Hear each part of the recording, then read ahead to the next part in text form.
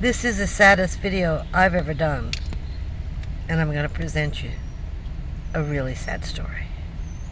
So let's get started. What you are about to see is the remnants of a 69-year-old man's life. He lived in this, in the shade, for 2 solid years on a Walmart parking lot. He has passed away. I'm just going to call him Dave. I did talk to Dave. They're going to tow his car. He was rushed to the hospital. This is what you see. Okay? He was rushed to the hospital where he did pass, and Walmart now has to tow his vehicle. This is what he lived in. And this is what happened to Dave. Okay? I'm not going to show his license plate. I'm not going to give his real name. This is what Dave told me. Now, he did have a clip-on air that he used, but Dave rented an apartment for about 20 years. During COVID, he was on, he finally retired. He's on retirement. I can't even see in there. Can you see? You can see me, but I want you to see the inside of this vehicle. This is how he lived. He did store food back here. So anyway, let's finish his story. I don't know if you can see it. You can see the back, but you can't really see what's going on in here. During COVID, they raised his rent. Dave could no longer pay the rent. So during the moratorium for rents, Dave stayed there. He paid as much as he could, but he fell really far behind on his rent. And after about a year, when the moratorium came off, they evicted him. But during this time, yes, my hair is a mess, the wind's blowing. During this time, Dave got on a list for low-income housing. But it was a 3-year list. So he had 2, maybe 4 years. He told me he had 2 to 3 years.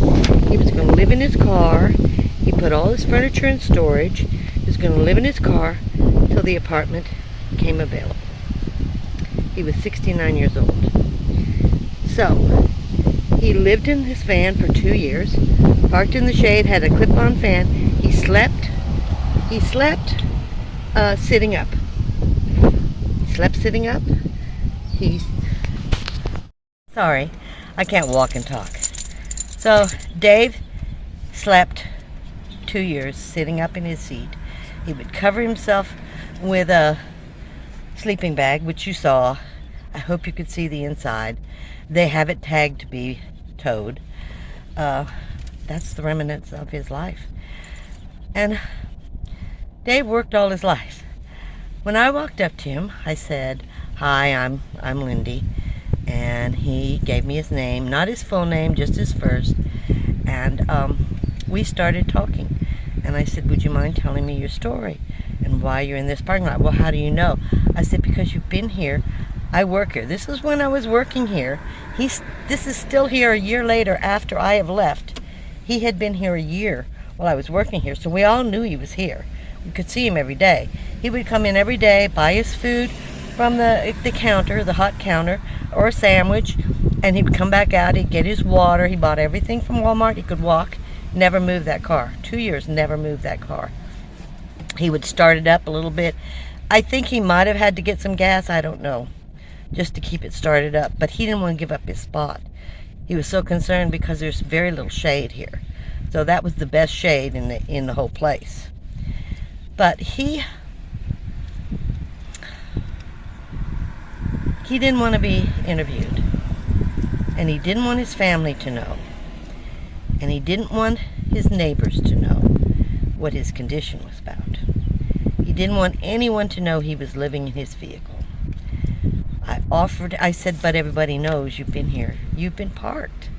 for at least a year right now. This is when I talked to him. That was over a year ago. And he goes, no, they don't. And I said, okay. I offered him water. He said no. He was a very proud man.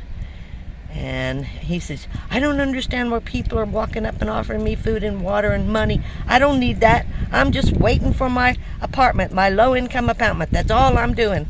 He was kind of an ornery old bird, you know. But that's his story.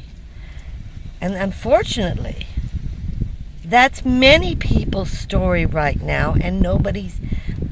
I think they're starting to acknowledge it, but there's more women than men. Dave was one of the first men I've met like this. There are more women than men in this condition. And I am going to try to find women right now that I know at Walmart to see if they will allow me to talk to them. If they do not, then I will not be able to interview them. But one is 82 years old and she's still working. The other two, one is 76 my age, and I think the other one's a little bit younger. I do think this is one of the most important videos I've ever done for YouTube. And I hope and pray that you will watch through it all to see the condition of our elderly right now. So I am going to end this video.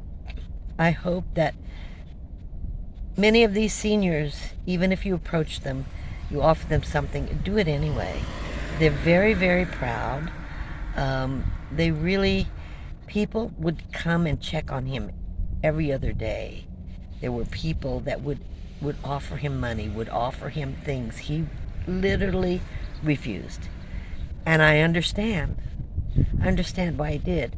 But he had no restroom facility, no running water. He kept bottled water.